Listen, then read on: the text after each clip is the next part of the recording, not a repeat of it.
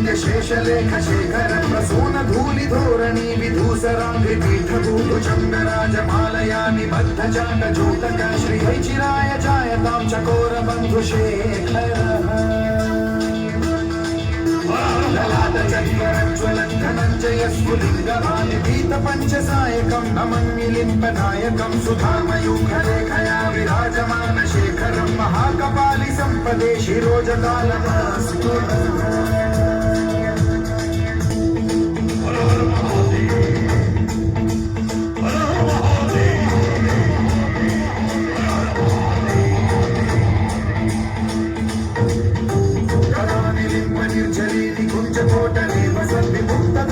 सदा शिरस्थमञ्जलिं वहन्ति मुक्तलोललोचनो ललामभाललग्नकौशिवेति मन्त्रमुच्चरन् कदा सुखी भव